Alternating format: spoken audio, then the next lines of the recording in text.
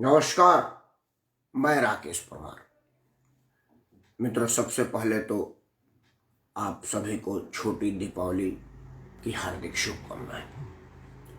पूज्य माता लक्ष्मी का आशीर्वाद आप और आपके परिवारजनों पर सदैव बना रहे। मित्रों, आज की बात आपके लिए है, आपके अपनों के लिए है, आपके बच्चों के सपनों के लिए है। मित्रों, दीपावली के इतिहास आपको पता है कि हम दीपावली क्यों मनाते हैं। कहा जाता है कि जब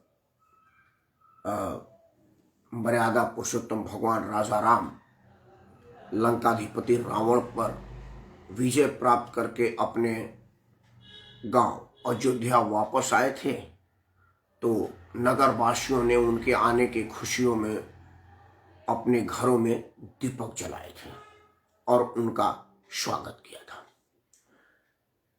दीपावली इसी बात के लिए मनाई जाती है। उसके बाद से ये एक परंपरा चला कि हम सब लोग उस तिथि को, जो वो शुभ तिथि पड़ती है, हम सब अपने घरों को दीपों से रोशन करते हैं, गलियों को साफ करते हैं, अपने घरों को साफ करते हैं और माता लक्ष्मी की पूजा करते हैं और 12 महीना धन धान से भरा रहे ऐसी मनोकामना करते हैं, एक दूसरे को शुभकामना देते हैं। मित्रों, ये बात भी सही है कि जितना समृद्ध हमारा ये धार्मिक इतिहास है, जितना प्राचीन हमारा ये परंपरा है, उसके बहुत बाद पटाखों का आविष्कार है। मतलब जिस दिन लंका पर मर्यादा पुरुषोत्तम भगवान राजा राम ने विजय प्राप्त किया था, उस दिन पटाखे बने ही नहीं थे, पटाखे का निर्माण ही नहीं हुआ था। उस वक्त हम शुभ काम में दिए जलाते थे, अपने दहलीज पर, अपने घरों में, अपने दरवाजों पर। मुझे ठीक से पता नहीं है कि ये कब से शुरू हुआ कि हम आतिशबाजी करेंगे तभी जा करके दिवाली मनाई जाएगी या दिवाली शुभ होगी, नहीं तो नहीं।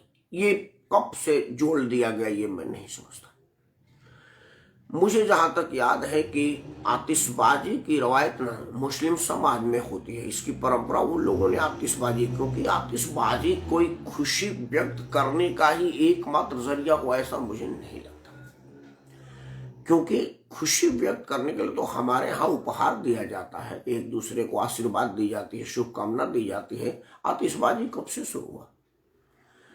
जब माननीय न्यायालय ने कई अवसरों पर आतिशबाजियों पर रोक लगाया, सरकारों ने रोक लगाने का अनुरोध किया, मैं पहला आदमी था जिसने इसका विरोध किया कि हर हिंदू त्योहार पर आप रोक क्यों लगा देते हैं। मैं मानता हूं इस बात को कि हमारे देश में हिंदू त्योहारों के दिन लोग उपदेश झाड़ने लगते हैं और बाकी त्योहारों में कहते हैं कि आप ईद मनाइए और आराम से बकरियों का खून बहाइए, उस पर किसी को कोई एतराज नहीं है। लेकिन दिवाली में आतिशबाजी ना मनाए, इस बात की ताकीद की जाती है, इस बात का अनुरोध किया जाता है। मित्रों, वो एक अलग बात है। मैं भी इस बात को मानता हूं कि हर बार हिंदू मान्यताओं को ठेस पहुंचाने के लिए कभी अदालत सामने आ जाती है, कभी राजनीति सामने आ जाती है, कभी कोई लोग आ जाते हैं। ऐसा नहीं होना चाहिए, ये मेरा मानना है।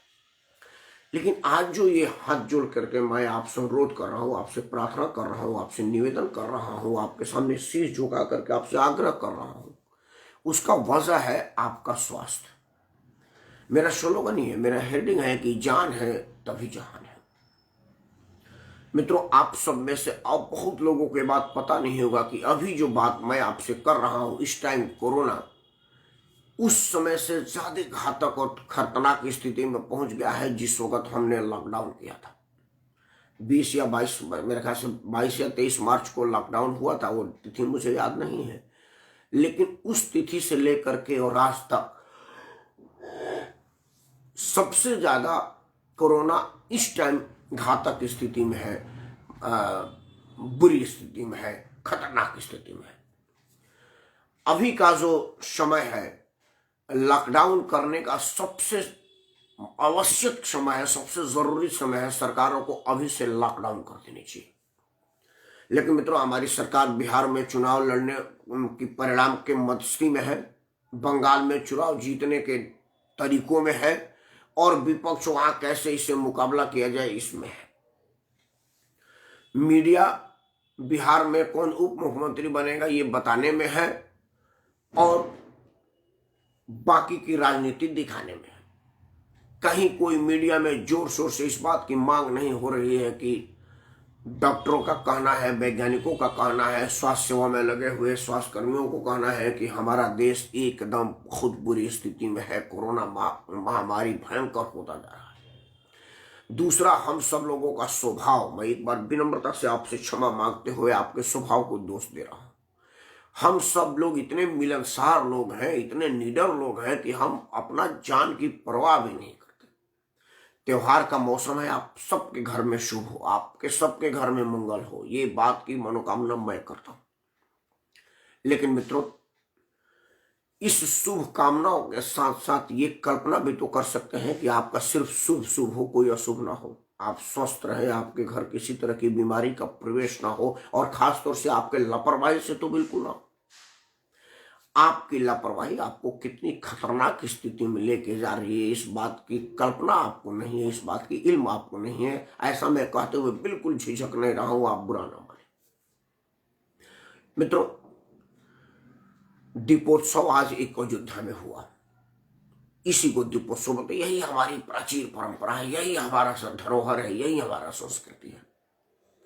आप भी जितना ज्यादा से ज्यादा संभव हो सके दिया जलाएं, मोमबत्ती नहीं, दिया, दीपक जलाएं। कुम्हार की मेहनत की मिट्टी में आपकी अपनी मिट्टी, आपकी अपनी मिट्टी की खुशबू आपके दरवाजे पर, और आपके अपने लोगों का मेहनत, उसे दो बातें होगा। एक तो जब तेल का दीपक जलेगा तो वायरस, जीवाणु और मच्छरों का नाश होगा।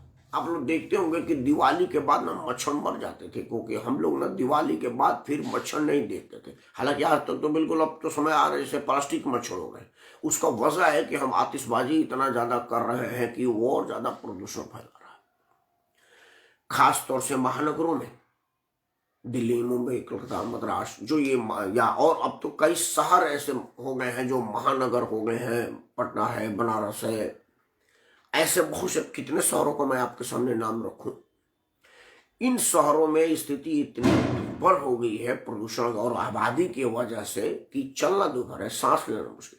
मैं दिल्ली में रहता हूं, अपने बंद कमरे से मैं बाहर आजकल बिल्कुल नहीं रह रहा हूं। जब से लॉकडाउन हुआ है तब से अक्टूबर तक तो मैं बाहर ही नहीं निकला था। आपको जान करके आश्चर्य होगा कि 20 मार्च से लेकर के 6 अक्टूबर तक मैं अपने घर से बाहर कदम नहीं निकला था।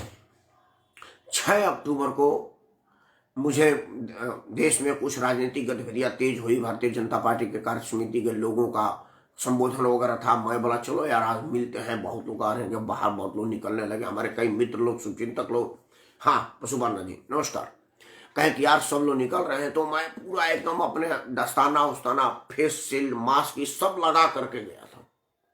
एक और भी मजबूरी आ गई कि मेरा कंप्यूटर का, लैपटॉप का बैटरी खत्म हो गया था, वो लाना भी बड़ा मुश्किल का था। तो मैं एक बार 6 अक्टूबर के दिन निकला।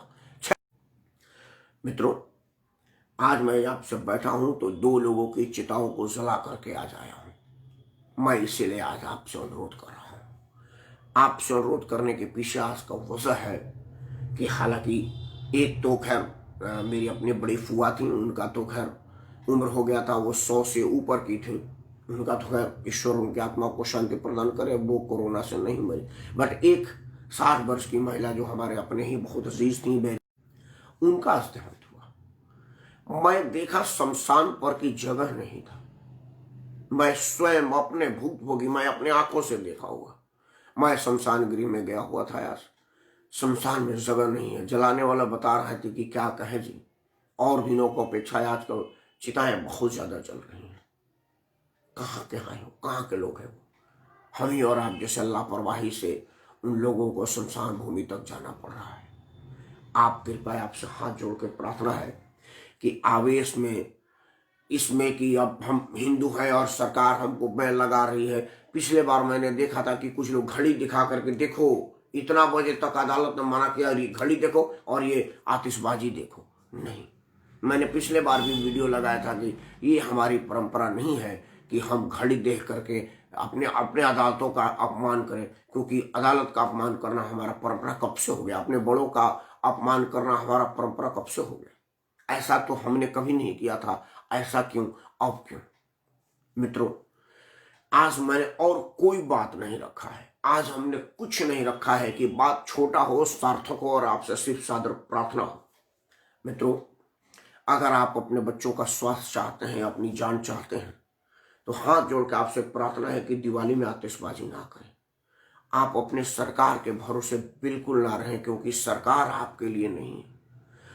देखिए, सरकार दोहरी सोच रखती है, दोहरी सरकार चाहती है कि आप मरें और वो आपके नाम पर कुछ पैसा दे करके अपना वोट बनाए।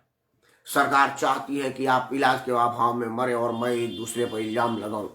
पक्ष कहेगा कि देखिए मैंने व्यवस्था बढ़िया किया था, और विपक्ष कहेगा कि बढ़िया। वो आपके लाश पर राजनीति करने का बहाना ढूंढ रही है कि आप मरिए तो पहले आप आइए तो सही, और आप मरेंगे नहीं तो उनकी राजनीति कैसे चलेगी।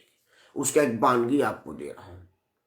अदालतों ने आतिशबाजी पर प्रतिबंध लगाया है, सरकारों ने भी आतिशबाजी पर प्रतिबंध लगाया। दिल्ली का बवाल, अरविंद केजरीवाल भी ड्रामा कर रहा है कि जी फलाना 10:35 से 8:05 पर सबसे शुभ मुहूर्त है, हमारे साथ दिवाली मनाइए, पटाखे ना जलाइए। लेकिन यही दिल्ली की सरकार पटाखों के लाइसेंस और फैक्ट्रियां खुली हैं। अब आपको पता था कि आतिशबाजी में प्रदूषण बढ़ेगा, दिल्ली में वैसे ही गैस चैम्बर है, जीना दुर्भर है, तो आप उनकी लाइसेंस ही कैंसिल क्यों नहीं कर दिया। अगर आपको आतिशबाजी से स्वास्थ्य का खतरा का ज्ञान था तो आप जहर की इजाजत क्यों दी, जहर बेचने की परमिशन क्यों दी। लेकिन ये सब हम नहीं पूछेंगे, क्योंकि अरविंद केजरीवाल कहेगा कि देखो ये राकेश परमार क्षत्रिय आदमी है, सरकार विरोधी है, हम तो आपके सरकार है। और अगर मान लो मोदी जी को कहेंगे तो बोलेगा ये तो हमारा भाइयों के नुकसान चाहता है, मनोबल, गरीब के घर में दिया ना जले, सारा केस चाह रहा है। वो ये बहाना बनाकर राजनीति करेंगे। लेकिन आप तो अपने घर के मालिक हैं। मित्रों, आप सरकार के लिए एक नंबर होंगे कि एक आदमी मरा, टीवी में आएगा कि आज दिल्ली में 500 आदमी मरे। वो 500 आदमी सरकार के लिए सिर्फ नंबर है, लेकिन वो 500 लोग अपने अपने घर के पूरे संसार हैं, पूरी दुनिया है। एक आदमी घर से जाएगा, या बुजुर्ग हो या जवान, तो पता चलता है कि पूरी दुनिया उजड़ गई।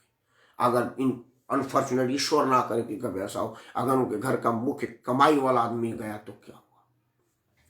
दूसरा यह है कि मान लिया मैं कि आपका मृत्यु नहीं होगा, होना नहीं चाहिए। आज दिवाली की जैसे मौसम पर ऐसी बुरी बातें मुझे कहते हुए बहुत पीड़ा हो रहा है, बड़ा अफसोस हो रहा है, बड़ा कष्ट हो रहा है। लेकिन मित्रों, आप अपना स्वास्थ्य देखिए। आप टीबी के मरीज होते जा रहे हैं, दमा के मरीज होते जा रहे हैं, अस्थमा वाले तो उनका जान किस तरह से है वो कोई जानेगा जिसके घर में कोई अस्थमा का पेशेंट है। इस टाइम दिल्ली में आप घर में अंदर बैठे हुए हैं, उसके बाद आप ऐसे करके देखिएगा ना तो आपको लगेगा यार ये मैं कोई काली कोठरी में हाथ डाल दिया। आप समझिए कि आपका थूक काला निकल रहा है, आपका फेफड़ा काला हो गया। एक अस्पताल वाले ने 2 फेफड़े का फोटोग्राफ जारी किया था कि ये दिल्ली का फेफड़ा और ये शिमला का फेफड़ा है। उधर वाला गुलाबी था, इधर वाला काला था। वैसे तो दिल्ली वाले मैक्सिमम लोगों का दिल काला होता है, वो अलग बात है, लेकिन आप जो काला प्रदूषण की वजह से कर रहे हैं वो आप जिम्मेदार है। सरकारों के पास कोई नीति नहीं है, सरकारों के पास ऐसा कोई विजन नहीं है जो ऐसा करे कि हाँ भाई हम क्यों ना ऐसी कोई वातावरण बनाए जिसमें हम आतिशबाजी सहित दिवाली मनाए। ऐसी दूरगामी नीति सरकार के पास है नहीं, और ना ही सरकार बनाना चाहती है। लेकिन आप तो ऐसा बना सकते हैं, आप स्वयं में तो बचाव कर सकते हैं। इसलिए मित्रों, आप खुशियां मनाएं, आप दिवाली मनाएं, धूमधाम से मनाएं। लेकिन धूमधाम का मतलब धूम धड़ाका नहीं होता, धूमधाम का मतलब पड़ाका नहीं होता, पटाखे नहीं होते, आतिशबाजी नहीं होता। धूम धड़ाका मतलब दिल में उमंग होना चाहिए, घरों में चिराग की रोशनी होनी चाहिए, हर तौड़ी पर दीपक जलने चाहिए, एक भी कोना रोशनी से ना बचे, ऐसा व्यवस्था होना चाहिए। ये है दिवाली, इस तरह की दिवाली। इस तरह का नहीं कि सरकार ने रोक लगाया है, अदालत ने रोक लगाया है तो हम घड़ी देख करके और जबरदस्ती आतिशबाजी करेंगे, ऐसा नहीं। मित्रों, वीडियो आज सिर्फ और सिर्फ आपसे हाथ जोड़ के प्रार्थना करने के लिए है कि सरकार बिहार में चुनाव जीतने की खुमारी में है, बंगाल में चुनाव जीतने की तैयारी में है, और आप बीमारी में है। आपका सोचने वाला सिर्फ आप है और कोई नहीं। इसलिए आप कल दिवाली जरूर मनाएं। आज आपने छोटी दिवाली में छोटा दीपक जलाया होगा, कल बड़ा दीपक जलाए, घर का कोना कोना रोशन करें, मन मंदिर और मन मस्तिष्क भी रोशन करें। लेकिन एक बार हाथ जोड़कर प्रार्थना है कि आप आतिशबाजी ना करें, आतिशबाजी ना करें, क्योंकि आपके और आपके बच्चों के लिए बहुत ही प्राणघातक हो सकता है, बहुत ही नुकसानदायक हो सकता है। खासतौर से महानगरों में रहने वाले तो बिल्कुल ही ना करें। इन्हीं शब्दों, इन्हीं प्रार्थनाओं और इस शुभकामनाओं के साथ आपकी दिवाली शुभ हो, स्वस्थ हो, स्वास्थ्य वर्धक हो और बिना आतिशबाजी हो। इन्हीं मनोकामना के साथ मैं राकेश प्रभा पुनः आपसे अनुरोध करता हूँ, हैप्पी दिवाली विदाउट कैटल्स, शुभ दीपावली बिना आतिशबाजी का। धन्यवाद, सादर प्रणाम।